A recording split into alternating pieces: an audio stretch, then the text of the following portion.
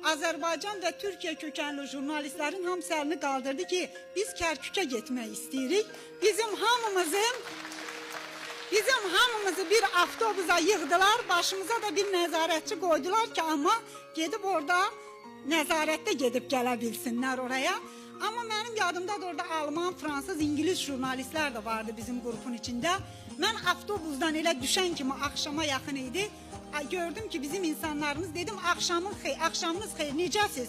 Onların hamısı mənə cavab verdi, yaxşıyıq, siz necəsiz?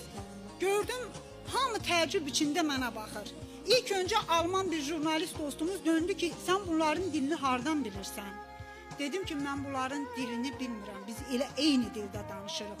O döndü, dedi ki, necə yəni siz eyni dildə danışırsınız? Dedim, bəli, onlarla bizim dilimiz eyni dildədir. Adam bir xeyli getdi fikirləsən, dedi, Xəzərin sahilindən gəlirsən, burada necə?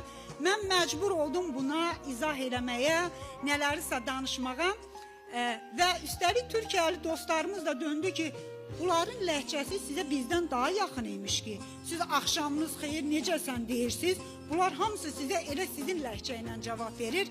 Mən dedim ki, bizim ləhcələrimiz %98% eyni ləhcədir. Və mən ilk dəfə Kərkükdə olanda elə bilirdim, elə Bakıdayam, Şəkidəyəm, Gəncədəyəm, mən bu şəhərdə burada doğulmuşam, bura mənim üçün əziz doğmadır və o xoşbəxtliyi yaşamaq nəsib olmuşdu. Və biz gəzdiyimiz zaman Böyük Nəsrəddin Tusini Kazımeyn də ziyarət edəndə, Kərbəlada Füzulini ziyarət edəndə, hər bölgəyə mən o dini yerləri ziyarət edəndə ki, mənə birdən dini liderin biri dedi ki, bu çılçırağı görürsən, nədir dedim, bunu Hacı Zeynalabdin Tağıyev bizə hədiyyə göndərib. Mən baxdım ki, İraqın hər yeri Azərbaycana nə qədər doğmadır, nə qədər əzizdir.